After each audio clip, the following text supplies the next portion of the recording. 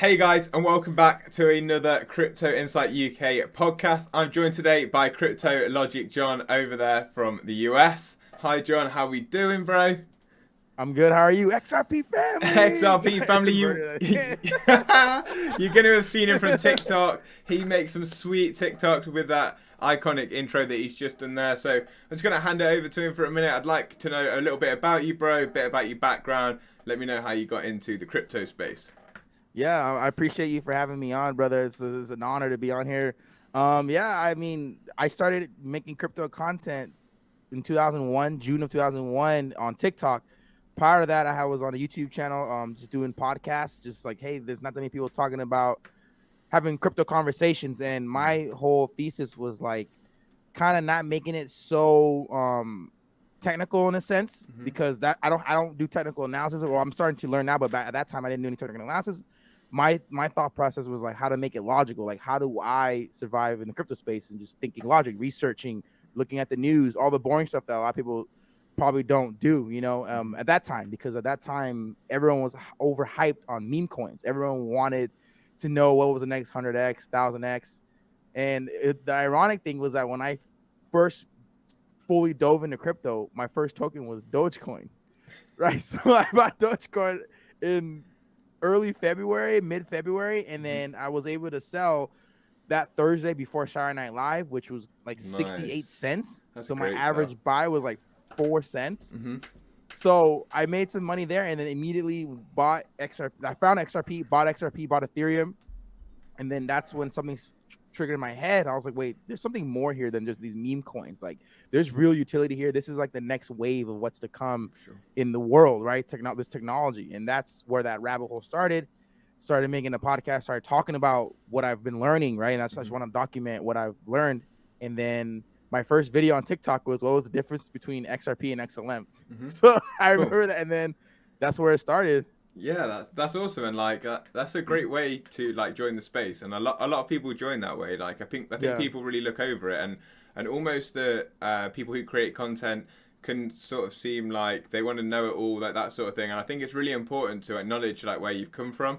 I think that a lot of people in any cycle come in through meme coins and hype. That's literally where people come into the space, and that's not like. It's not something to be frowned upon at all. It brings like eyes on the space, and that's why when people say to me, "Oh, do I think meme coins are going to pump again?" I say, "I don't know. I think that's where the next wave of retail investors come, and the people who stay are the people who actually learn about the space and then realize that this is like something that might change." So, did you? I presume from what you said that you bought XRP and then learned about it after. Is that the way that went? Yeah, so what happened was Coach JV, I saw his videos and he was promoting like mindset, and then he started talking about XRP, and I went to his YouTube channel and I was like, what is this XRP? And I remember I was trying to figure out how to buy it, right? And that was when I was on Robinhood. And then I was like, all right, well, everyone was like, Robinhood's trash because they lock up your money, they pause withdrawals, etc. So I was like, all right, well, obviously Robin, and then I didn't even know at the time that they're just derivatives. You don't even own the actual crypto, right? You don't own the token. And that's where I was like, oh, there's so much that I need to learn about this space. So I went and deep dove, went to CoinMarketCap, started going down the top 10, top 20.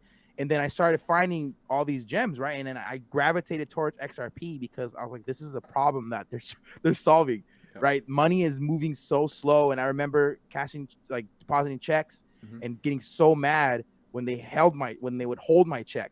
Oh, we gotta wait for it to clear. Or if you want to send money over wiring, it takes 7 business days or whatever. And I remember tweeting something back then. I was like, because I think I refunded something, and it was around the same time. This is before I dove all the way into XRP. I remember saying, man, banks will take your money quick, but they take forever to give it back if you do like a refund or something. And then I remembered, I was like, oh, that's a problem. That's a big problem. People need their money to move like emails, text messages, quick, fast.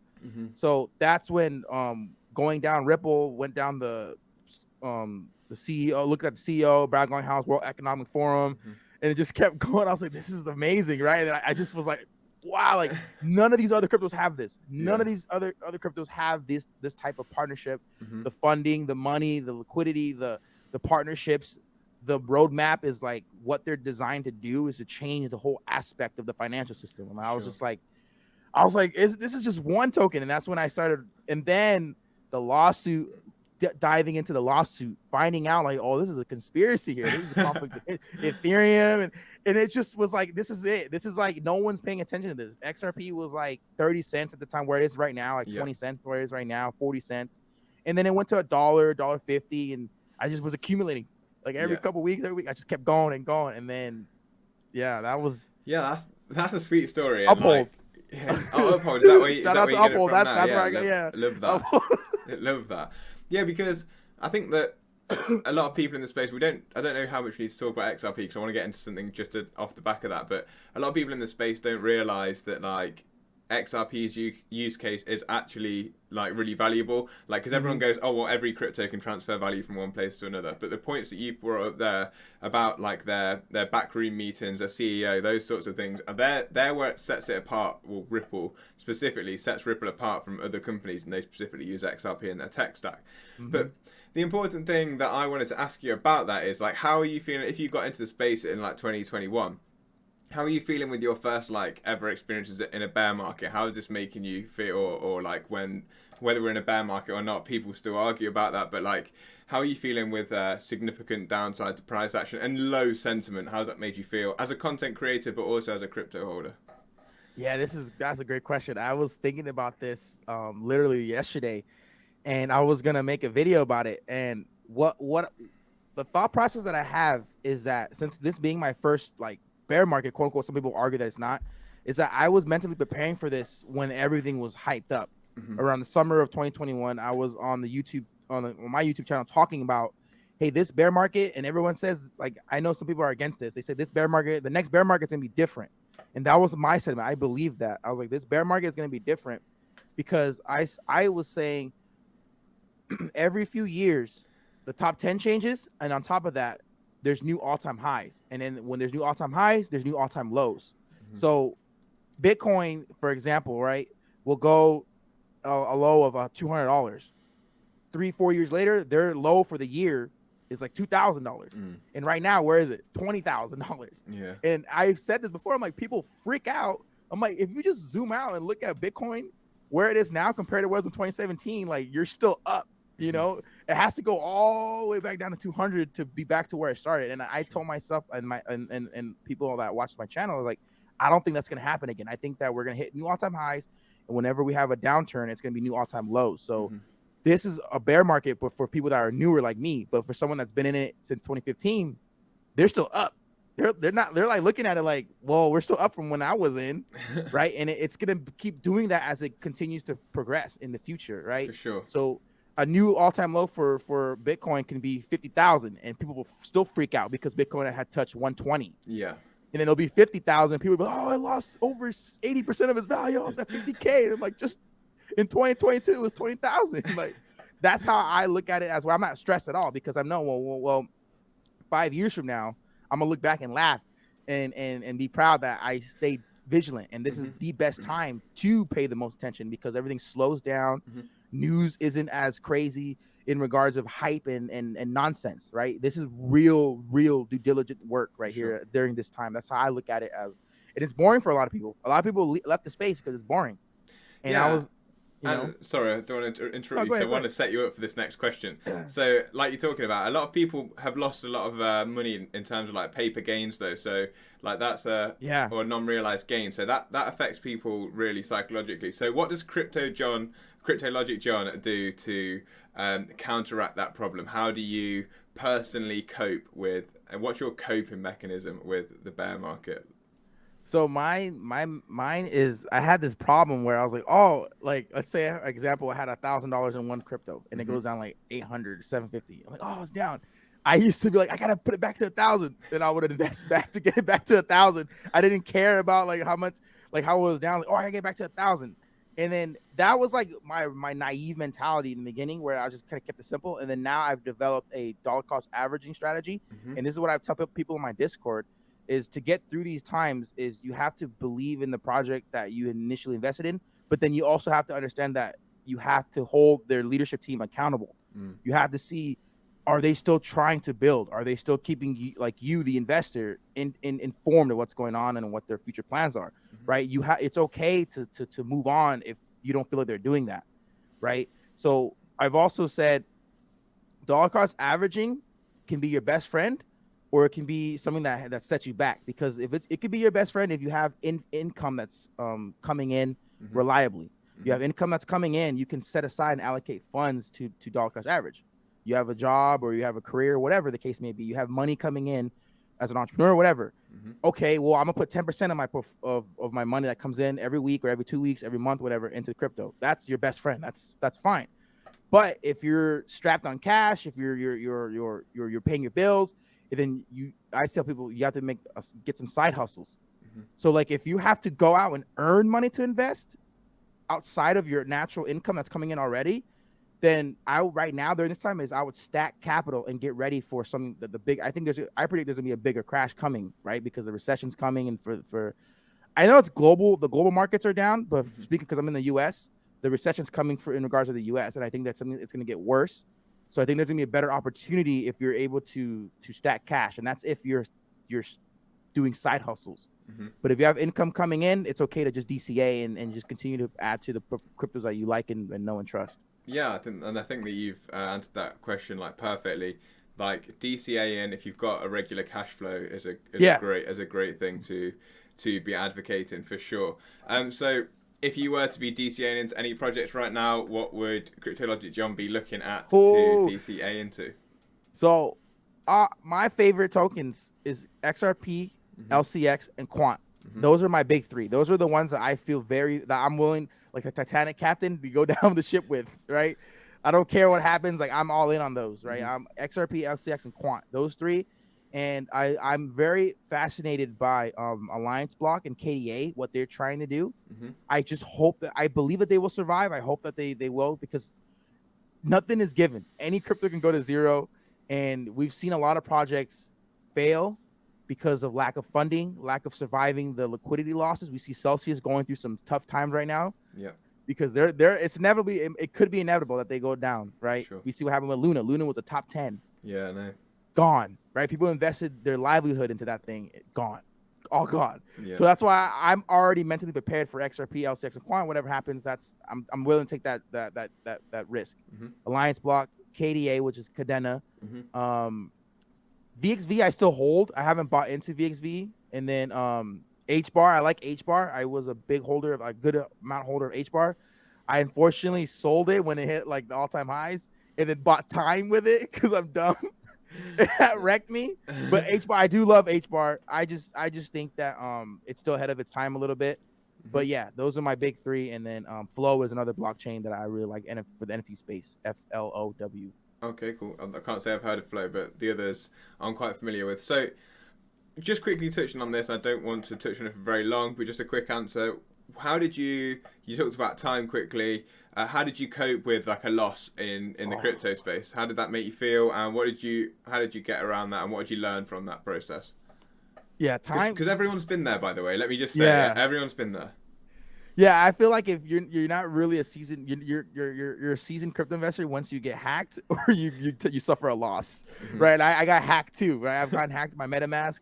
It's like always keep your crypto on a private ledger. That's the safest place you can put it. That's what I would say. Obviously, you can leave it on a centralized exchange, but you can see what happens with Celsius. You see what happens with Bit, whatever. They lock up your funds if they're having fears of liquidity, right, issues. So I basically was kind of depressed for like a day, because then I realized I was like, well, I was all in on it. I believed in it, and it was money that I was able to willing to lose, right? Because when you put money in the crypto space, you have to be ready to lose it, because nothing is guaranteed. It's like a massive risk right now because it's technically all speculative. So what I did was I was like, hey man, I can't dwell on it. There's nothing I can do. I'm gonna make it back. I know that I'll make it back, and that's the mentality I have, is I'll make it back. In crypto, if you lose, you're also gonna win. So it's not gonna knock me out. Like, I'm gonna get back up. Right? So I'm like, that's how I dealt with it. I know some people. That's why I never put over leverage yourself. Never put, if you have to pay your car payment, pay your car payment. Don't put it into a token, and then if it doubles, I have my car payment. I just don't do that. Like, take care of your personal finances first, and then when you invest that way with whatever's left over, it's a better feeling. If you lose it, you're like, all right, man, whatever. But it's the gamble I'm willing to take. Yeah, that's a great answer to that question. I think that it's a great mindset to have, as long as your mindset isn't to try and like win it back with leverage or anything like that. That's a great way to think about it. And as you quite rightly put, is don't put anything in the market you can't afford to lose, because, as again you said very well, it's a very speculative market at the minute. There's basically no utility. Well, there's very little, or should argue that only really XRP is probably being used for a utility basis. And maybe Bitcoin. You could probably argue Bitcoin, maybe, because some institutions have been buying it as well. So what does the crypto market look like in 5 years to CryptoLogicJohn? 5 years? What did I put us? 2027? Yeah. 2027, 2028. See, I have that narrative where in 2025, we're going to start seeing average people using crypto, right? And a lot of people are going to be using crypto technology without even noticing that they're using it. And XRP is going to be one of them, right? And it may not be worldwide for the masses, but it's going to be a significant amount of people that are going to be using blockchain technology. I think that insurance, your driver's license, all that stuff is going to be on the blockchain. Everything's going to be QR code or your wallet keys or whatever, like the wallet address. That's all going to be utilized in the future. I think we need that type of transparency and security. And in 2027, 5 years, right? That's only 3 years from now, right? In 5 years, like, I think it's just going to be like, we told you so. and it's like, people are going to be using, just like email. There's people that hated, that didn't want to use emails. They wanted to write their letters. They wanted to mail it. People used to send letters with birds. Tie the letter to the bird, have the bird send the letter. Like, that was a thing, you know. And then people didn't want to get rid of their horses. They loved their horses, and then cars came in. Like, this is gonna happen with money. It's gonna happen with money. Cash gone. Everything's gonna be digital. Like, technology, everything's gonna be on the blockchain. Everything needs to be move fast. So, on that basis, what do you personally think needs to change in the space for us to be able to get there? Oh, in regards of like the community, like the crypto community, adoption people, of like what needs to change from where we are now to help us get to that vision that you were talking about there? Well, the main thing I think that's most unfortunate, it's bittersweet, it's a double-edged sword, is regulation. Regulation is going to be the thing that allows the world to take it serious, right? Right now, people are getting wrecked. People are making money, but people are getting wrecked. They can't have that. You got to limit the amount of people getting wrecked, because too many people are coming in with a pipe dream, right? Like a lottery ticket, treating it like a lottery ticket. It's not good for it to be taken seriously at that mass scale, right? Regulation is going to have to come in regards of whether it's the CFTC, SEC, or whatever the global regulation occurs, right? EU is doing really well with that, right? In regards of MiCA and everything, but they're kind of like, they're going hard. If you notice, they're trying to ban staking rewards.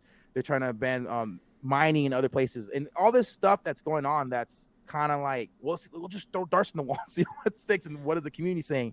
So I think regulation is the main thing that needs to happen, but safe regulation and regulation that makes sense for both. And I think I spoke about this with it was either you. I think it was you. We said that politicians are going to come in, they're going to use crypto as one of their agendas, one of their objectives, trying to gain the masses to vote for them, right? They're going to use crypto as like, oh, I'm pro crypto. But are they really, or are they just trying to get the votes? And when they come in, what are they really going to do, right? And it's the world, not just for the U.S., right? It's for the world and the leaders. And we see China forcing people to use their digital yuan, right? And you see Russia building a ruble. You see the Digital Pound Foundation getting ready to launch their own stable coin, et cetera, like that. So I think regulation needs to come in to allow the masses to feel safe about it. It's just like with the FD, what is it, for the drugs, the FDA.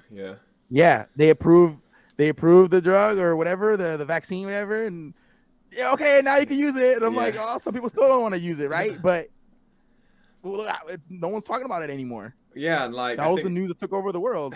The exactly. same thing, in my opinion. I think that that's bang on with like what the senators are like kind of running towards midterm elections now. Like 25%, I think, of the US are Yeah. using crypto, and a lot of the senators are becoming pro crypto. Whether they actually are or not Yep. is another question. But they're at least like putting it in the limelight because they want to get votes. If 25% of your population is using it, Yep. especially the younger demographic, I presume is quite a high amount of that 25%. Like you want to get those votes going forward, so it makes sense to put it into your policy or like to run with that on the way for your campaign. So, Yeah. It's all a narrative. Exactly. So I don't know too much about midterms actually. So could you tell me actually a little bit about that, just for my personal understanding? Yeah, so the midterm elections is so for the U.S. every 4 years there's a presidential campaign run right for a new president. So for the president, obviously everyone knows this. If you don't, the president in the U.S. can only run for 4 years at a time, right? And he can run a maximum of 8 years, which is 2 terms. And this is another thing I want to say at the end that's very that I've talked about on my podcast. That's very interesting. So, midterms is after 2 years. So the midterms will be for the Senate and the House, and then I believe governors and stuff like that. So the way that our system works is there's a Senate, there's a House, and right now the Democrats, which is one side, which is the current president, he's a Democrat as well. They own the House. Which means that there's more people in the House that are Democratic than Republican. So they do a vote. There's 150, and there's like 80 are Democrat, and the remaining number is what was that 75 or whatever the number is. My math is off. The remaining number is Republican. If they do a vote, the Democrat will win. Yeah. Right, Democrats will win because of that. And then same thing with the Senate. Senate's tied 50-50 right now. And the vice president's the tiebreaker. She's obviously a Democrat, so she would lean with Democrats. So what's going on with the midterm elections is that they want to take back the House, take back the Senate. That's the narrative. So what that means is like, okay, well, since it's 50-50 for the Senate, we got to get these Republican senators to win to take over the Democrats. We have more Republicans representing you, representing your ideas, representing what you believe in.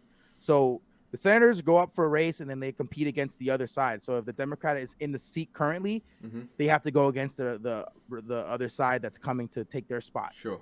So they have to defend while the other one's trying to take over. And then when they take over, and then and it's a numbers game in regards of swaying what bills get passed, right?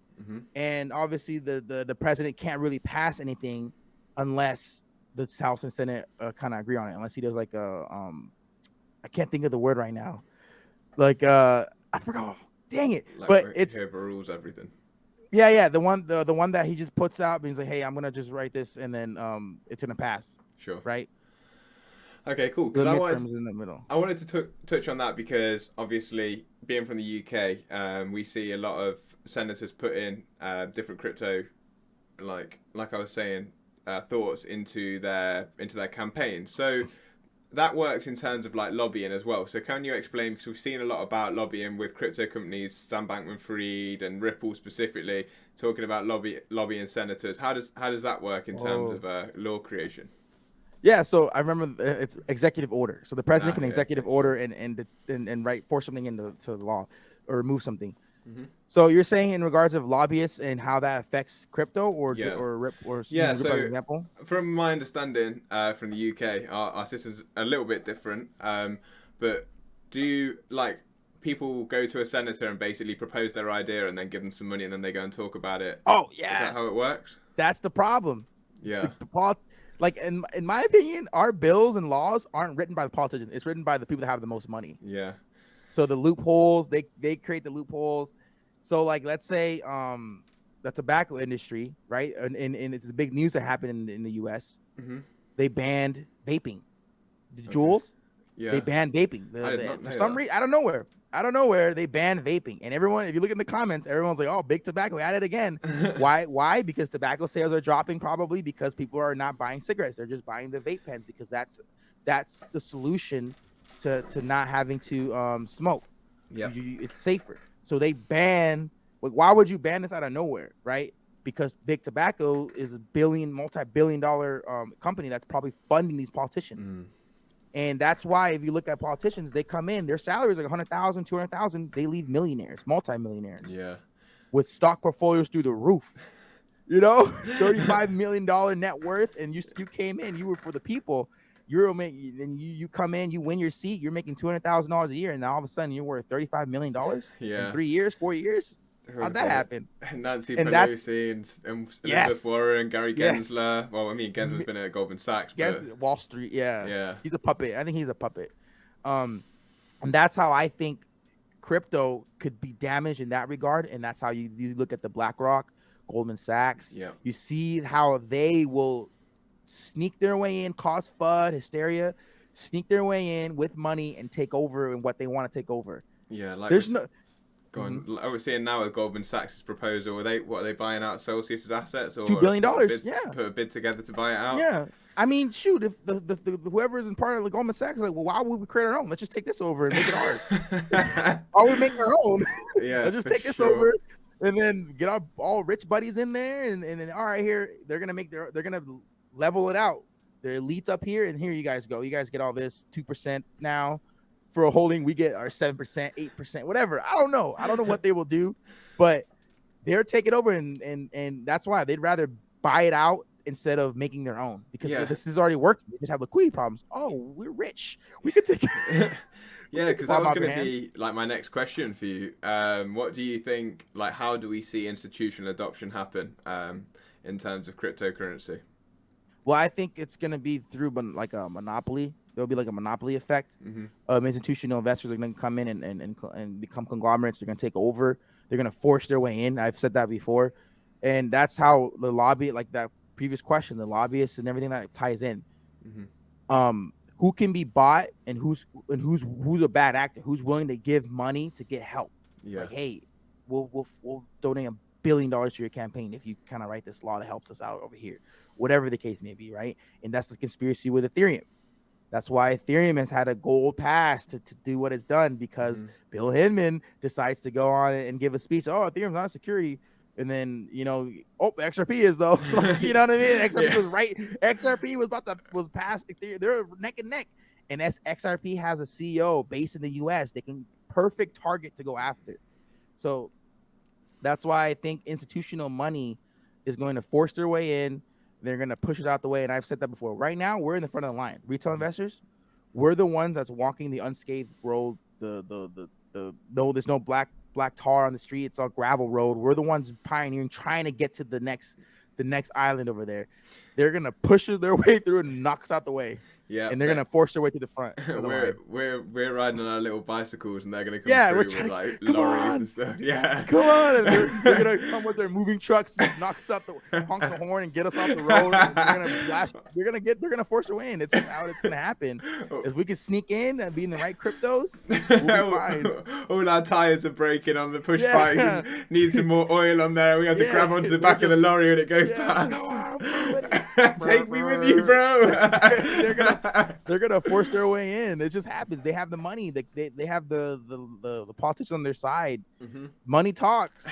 Yeah, for sure. Money talks. And so that leads me on to my next questions. I don't know if this will put you on the spot a little bit, but what do you think will happen to Bitcoin? We're seeing a lot of talk about proof of work and the energy crisis potentially around the world, obviously, which is getting multiplied by like Russia and the war. Do you think that this will have any effect? And we've seen the narrative from the World Economic Forum. We saw Chris Larsen, which is Ripple's co-founder, talk about potential switch to proof of stake. Ethereum's also switching to proof of stake. Yes. Do you think we'll see anything with Bitcoin? Do you think that what do you think will happen in terms of that?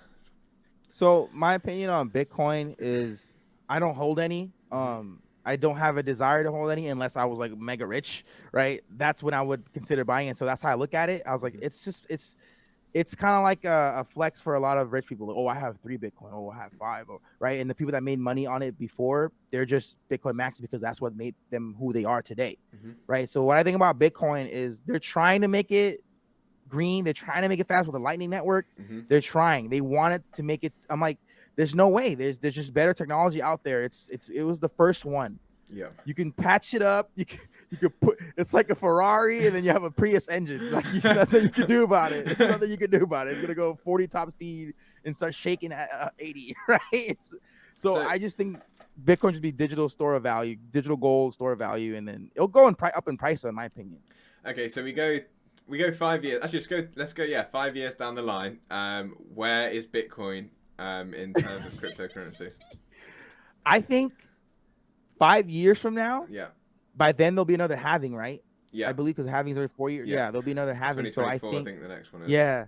So just a year after halving. So depending on what regulation, what laws are passed, I could see Bitcoin minimum 80K, upwards to 120. Okay. That's my opinion. And then that would be like the between range, the floor. And if it passes 100K, that's gonna be our next monument, right? That's been our that's been the target goal for crypto investors. Like, oh, if Bitcoin gets to 100,000, like, wow, like what will the market cap of crypto be? 4 trillion, 5 trillion, 3 trillion, right?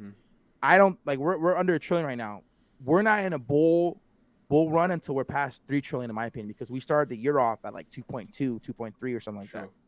So we're not really above that until euphoric, that happy feeling that we had when Elon Musk bought Bitcoin and that we need to be at 3 trillion plus. So I think in order for Bitcoin to take it to 80 to 120, I think we're gonna be at 3.5, $4 trillion market overall. And in 5 years, where is Bitcoin in the leaderboard? Oh, I think it has potential to go down to number 2, depending on XRP, what XRP does and onboards all the banks and everything like that. If that's what is going to happen, right? Best case scenario, XRP onboards all the banks and replaces Swift, quote unquote, right? And goes in and becomes solves the $1 trillion problem. XRP can easily be number 3. And then I think Ethereum, unfortunately, will. A lot of people like XRP holders, unfortunately, because obviously we hate, like, I don't hate Ethereum, but there's a lot of XRP holders that hate Ethereum, right? Because like, it's your fault, right? Yeah, I don't hate any crypto. So. And then me neither. I love crypto, so I think Ethereum has the most potential to replace Bitcoin, because Bitcoin's use case will literally just be wealth preservation. Sure. And that's all it's going to be. And at that point, when Ethereum takes over in the sense of scale, they can scale efficiently. The NFT marketplace works efficiently. Everything is security. Everything is working smoothly. Ethereum could be $1 trillion asset. Yeah, and Bitcoin will be right there. They'll be neck and neck, and XRP can be top 5, in my opinion. Yeah, cool. Should be top 5.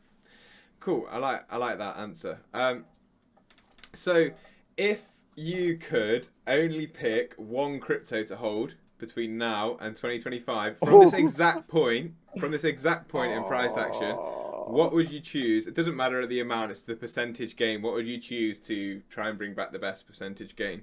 But you also, like, obviously you could just pick a low cap and get a huge percentage, but there's less. Yeah, like LCX. That would be like my low cap, right? LCX would be my low cap because it's 6 cents.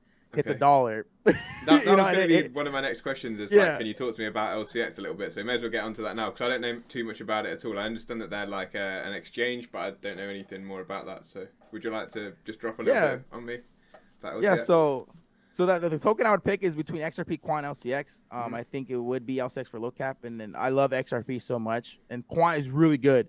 But in order for Quant, you have to have, right now, these prices, you have to have some money to make more bang for your buck, right? I think XRP would be the one, and then LCX would be the low cap. And then LCX is the first regulatory compliant exchange, and they're based out of Liechtenstein. I never know if I say it correctly. Yeah, Liechtenstein, yeah. Liechtenstein, yeah. And then they're regulated and compliant with the EU. They're part of the World Economic Forum. Their CEO, Monty Metzger, he is for the people. He's very active. He's literally similar to Brad Garlinghouse, educated, transparent, right? Can articulate himself really well, explain the use case, explain what their mission is, right? That's why I love Ripple, because of Brad Garlinghouse. That's the guy I'm gonna follow, you know. And then I see that with Monty as well, right? Same thing with Gideon for Quant. They're very, very serious. They're very transparent. You could follow them, right? And LCX, their mission is to tokenize every asset in the real world and make it can tokenize it to a digital asset. So, like, let's say for a house, for example, you can basically, let's say you have a house that's worth 500,000. You can go put your house up on LCX and divide up a certain amount of shares that you want. Hey, I want 10,000 shares of this house. They will make your house will be tokenized in that regard, and you'll have 10,000 shares of your house that you can allocate to somebody, or you could sell. People can buy it. Your house goes from 500,000 to $1 million in value in over a couple of years. Now those shares have doubled. So basically people can sell it back or whatever the case may be and trade it back. basically that's the thesis. You can tokenize Real world any assets. any real world asset. Right now they're doing it with diamonds. Okay. So that's their first one. They have diamonds and they call it tiamons. Those diamonds that you own the stock of is based off of real diamonds. Okay. And diamonds will either go up or down, but I think overall they go up. So that's LCX is that in that regard going to try and replace people compare them to BNB in regards of that, and they're going to build their own blockchain in the future. They just released their mobile app. They're in the early stages, so think of BNB when BNB was 10 cents. Yeah, cool. I like that's it. That's how LCX. There's so much more though, but I'm just trying to condense it a little bit. But it's also like reinforcing the market cap by backing that with real world assets as well. So it's kind of like killing two birds with one stone. That's pretty cool. Yeah. So my next question then. On the World Economic Forum and everything. Yeah. Yeah, that's cool. My next question then is, what is next for CryptoLogicJohn? What's next for you personally? What happened? The internet cut. I'm sorry. Sorry, I said, what is next for CryptoLogicJohn? What's next for you in your journey in crypto? Oh yeah. So right now I want to dabble into the NFT space more. I've been into it, but just kind of low key on my own. Every now and then, I'm working on creating my Patreon. That's going to be coming out soon. Trying to expand the podcast. I want to start networking and start visiting and going to NFT NYC next year, because I consider this my rookie year, right? Even though I started in 2021, this is like my rookie year. Now I'm going out of my rookie year. Now I'm like, okay, now I'm ready to have a quote unquote following, fan base, whatever, supporters, right? Now I feel comfortable going to NFT in LA, Bitcoin Miami, just going to places and meeting people. Awesome. And I also want to prepare myself for the NFT space, and that's why I'm building my own NFT collection with Bear Studios. We're building the XRP family. It's based off of Family Guy. Yeah. And that was always been my vision for the longest time, and it's gonna come out this year. Awesome. So I'm announcing it in July, like with pictures or roadmap, etc. And how I'm looking at it is I want to help. My goal for this is help people who are creators, right, specifically in the crypto space, build their own NFT collection on their favorite blockchain, on their favorite network, Ethereum, Avalanche, XRP, whatever. And XRP family will be on the Sologenic, which is XRP Ledger. My vision of it is creating the NFT project and treating it as your Patreon. So if you hold the NFT, there's benefits and perks, and you're investing in me or your creator, your favorite creator, as an investment, because with holding this token, you get access to private giveaways. You get access to any meet and greets, any podcast episodes. You can come on the podcast, things like that. Whatever you want. Think about what you would offer in a Patreon. Literally the same thing for the NFT. That's awesome. Right. And then and the thing about the NFT is that it'll go up in value as if they sell out. Right. They sell out now. Your fans or whatever, they can make money now if they want to sell it. Just like same thing with what Gary Vee is doing. Yeah. So that's why my thing is that's my next big project I'm working on. I want to go out and network, and then building the NFT XRP family. Yeah, that's awesome. That's a similar line to what I want to do. I don't think I've attended enough in person this year. I definitely want to do more of that. Yeah. It's been hard though, because obviously C19, and then when we get rock bottom prices, I'm not spending my money on flights when I could be spending it on crypto. So it's a hard one for me as an investor. So exactly. If you were we've got a few questions to finish. We'll start with this one. If you were coming into the crypto space now, which I know that not a lot of people will be doing, but there will be some. So if it's you who's watching this podcast and you come into the crypto space now, listen up to what John's about to tell you. But how would you play this space right now? Right now? Yeah. Right now, the most important thing is to... So if you're new and you don't know anything, right? Like you don't know much or at all, I would... depending on your income, if you have stable income coming in, allocate a certain percentage into a stable coin or like USDC or something, or cash, right? I know cash is trash, but you have to stack up right now. I think there's something big coming, but if you don't know anything about crypto or you're just getting into it, make sure you protect yourself by stacking cash to get ready, right? Stack cash on top of consuming as much knowledge as you can, become a sponge. Right? Do like your own daily missions, right? This day I'm gonna take out this token. This day I'm gonna take out this token, and then have a guideline, partnership, leadership team, use case, utility, their roadmap, right? What are they planning to do? How are they going to change the world moving forward? Have guidelines for yourself, have morals for whatever token you invest in. Just don't look at the next 10x. Oh, how can I turn this $1,000 into 10,000? Like, don't look at it that way. Because long term, if you're in the right ones, you're gonna win. Yeah. And in 10 years, God willing, you're still alive, right? Anything can happen. 10 years will come. And that's how my history teacher told me that one time. He got his PhD or whatever, and he was like, well, when I was 18, I wanted to get my PhD. And like, people are like, oh, it takes 8 years to get your PhD or whatever. Well, in 8 years, 8 years are gonna go by regardless if I do it or not. Right. So if you're investing long term, it's gonna come no matter what. Yeah. Right. And if you're willing to, if you really believe in this space, then it shouldn't be a problem, unless you're just in it and you just want to make a quick buck. You're gonna get hurt that way. You're gonna lose more than you win if you have that mentality. So I say play the long game. Yep. Stack some side hustles, stack some capital, and then learn as much as you can. And learn. So on the premise of learn, which content creators who would you point people towards if they were new to the space? Crypto Insight. Yeah.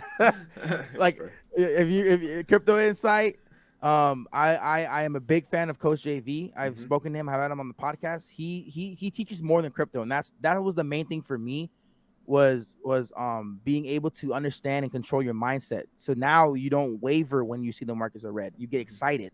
That was such a big transition for me, because when I remember during the pandemic, I bought some stock, right? Because everything was down, and then I lost money. I freaked out. I was like, oh, this is a bad idea.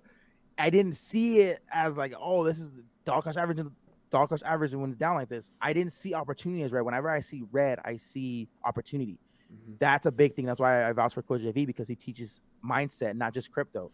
Crypto Mason's another person that I really, really admire, because he has such a high work ethic.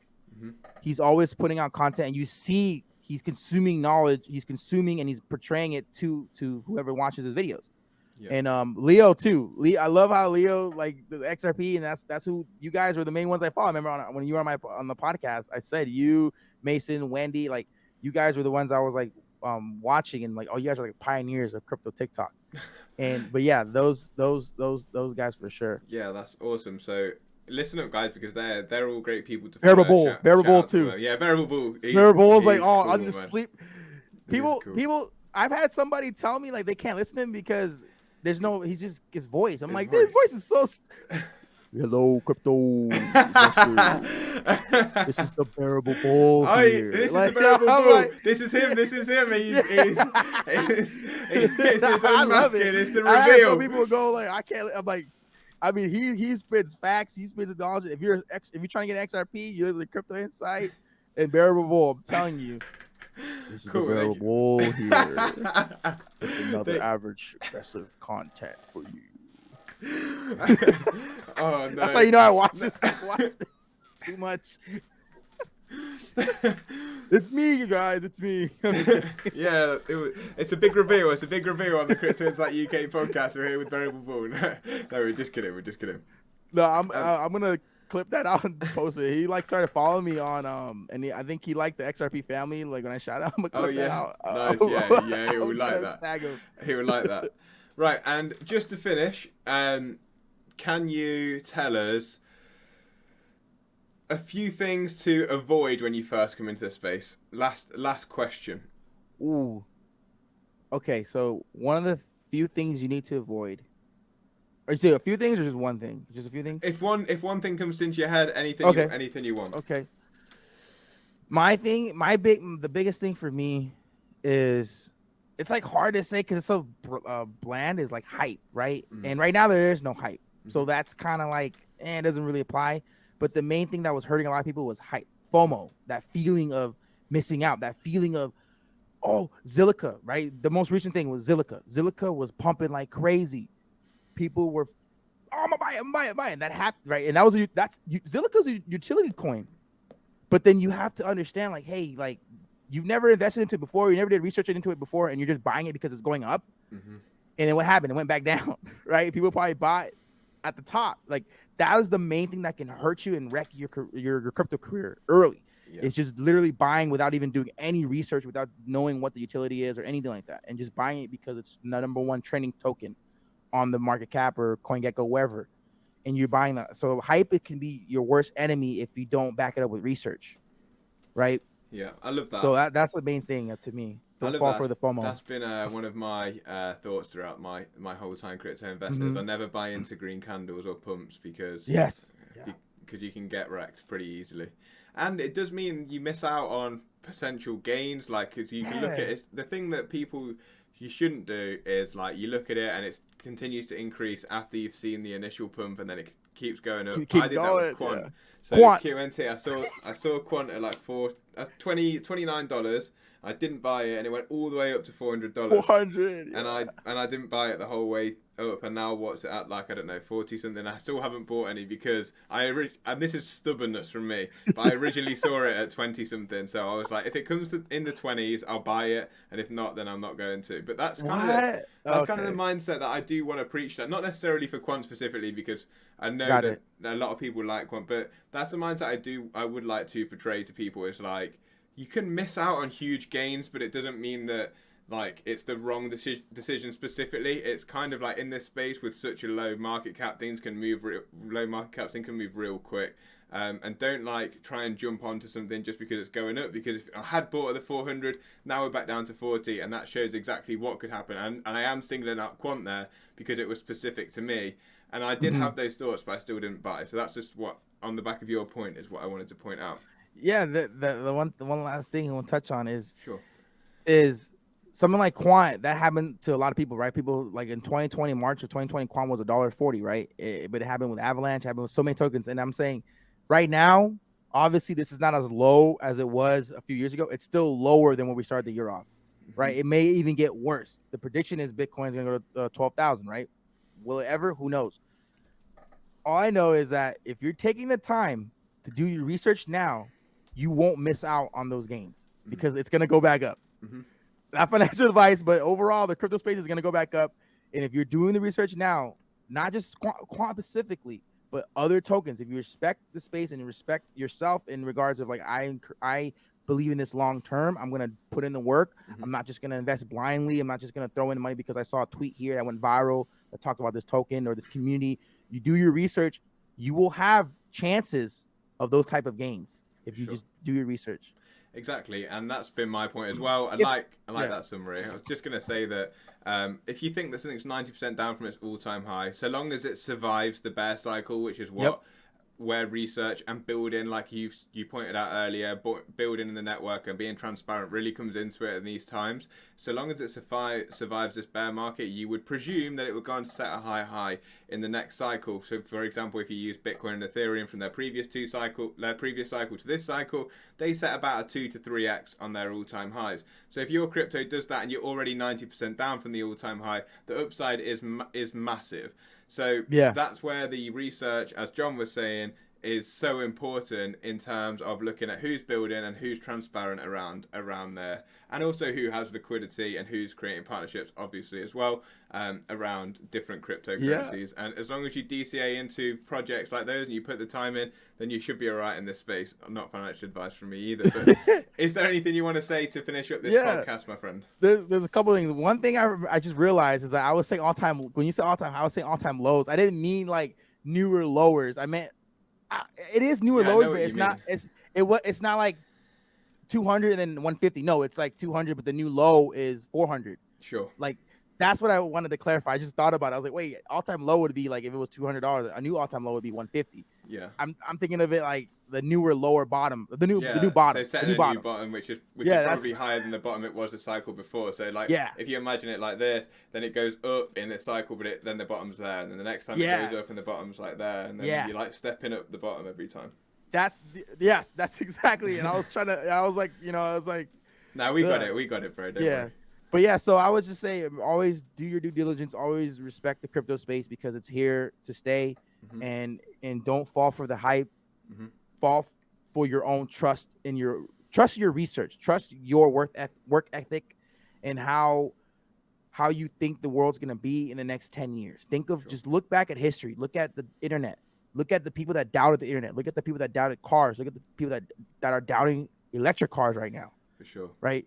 Just that's all I'm gonna say. Just think long term and you'll be fine in this space. Yeah, and there's a lot of misinformation out there, and a lot of people, especially in the retail side, haven't done probably as much research as you might have in specific places, and a lot of people recycle what they've heard in other places without looking into things on a deep level. You can know that, especially if you're in the XRP community. But just to finish up, CryptoLogicJohn, where can people find you on social media? If they don't already follow you, where can they find you, sir? Yeah, so I have put pretty much branded my whole platforms to CryptoLogicJohn, no spaces. Some places, if you have to do capital, it's the C is the capital, the L is capital, and the J is capital. But it's CryptoLogicJohn on Twitter, Instagram, TikTok, YouTube. It's all CryptoLogicJohn. CryptoLogic podcast as well. So it'd be CryptoLogic Pod would be for Twitter. Not YouTube because YouTube took a lot of John, but yeah, that's pretty much where all the stuff is. Everything that's on his banner right there. I love that banner. I need one of those. Instagram, YouTube, Twitter, TikTok. I'm making a Patreon. The Spotify. Yeah, CryptoLogicJohn. Just type it in Google. That's brilliant, man. Thank you for joining me on my podcast, guys. So if you don't already follow CryptoLogicJohn, go over there and follow him. We'll tag him in the description. I'm sure when we clip it up on TikTok and Twitter as well, he'll have his @s everywhere. Oh, but yeah. Thank you for joining me on this podcast, sir. I appreciate you. I appreciate you, brother. Thank you so much. It was fun. Yeah, awesome. Peace up, A-Town down, as Usher would say.